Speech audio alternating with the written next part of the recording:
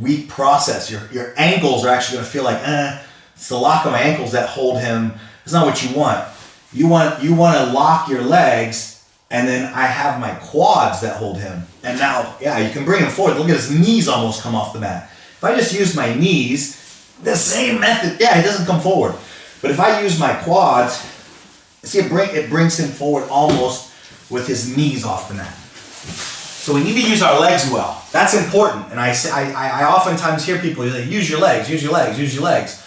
But they don't talk about is how you use your legs. It's important. These babies, well, mine aren't necessarily the strongest, but in general, the legs are strong, so use them well. I want the inside of the quad, not the knee line, the inside of the quad to pinch in on the floaters, and then we bring the knees in and up, and that will draw your training partner forward over your head. They won't go over your head, but that's where you're taking them.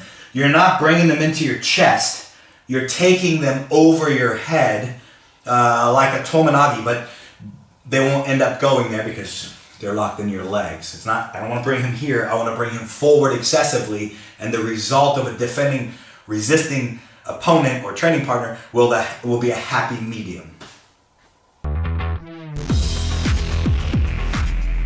Okay, let's dive into some pummeling. We have some many different scenarios that we can create to actually get to the inside, which is what we're going to want for the purpose of what we're doing today, and combating some common problems. The first one that we're going to talk about, I love to teach this one because it's a common way to open the guard. It's not so much pummeling, it's how to use our legs and combat elbows. So it's sort of unfair that I might call this pummeling because it's not. And there are a few on here that might maybe a stretch to call pummeling, but it is getting the arms to where I want them to be, which is around my waist. So there are, I'm sure many of you have trained with people that use their hands and dig their elbows onto the inside of the thighs.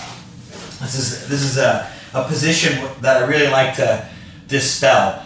Now there are two relative levels to where Kyle can be. One is an early position where he's got the hands on the hips or the belt if it's a gi, and the elbows are just starting to tuck in. What we need to do if we're going to beat this position is I'm going to get both of my palms to where his elbows are in the middle of my palms if I can. And our fingers are going to go and grab the bone of where the radius and all meet the humerus. What we're going to do is we're going to pry his elbows out.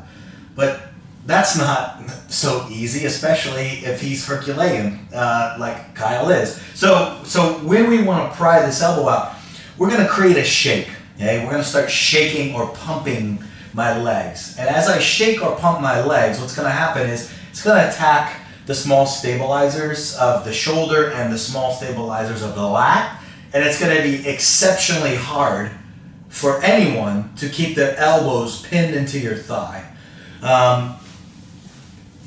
This is an early approach. His elbows just go in. I'm able to get the elbows, shake, shake, shake, shake, shake, shake, and once the elbows are outside of my thighs, we then use the legs like we have just talked about. I use the quad squeeze at the underneath the floaters. I bring his head over the top of mine, and I continue to pull his elbows out and wide until the hands make it to the floor.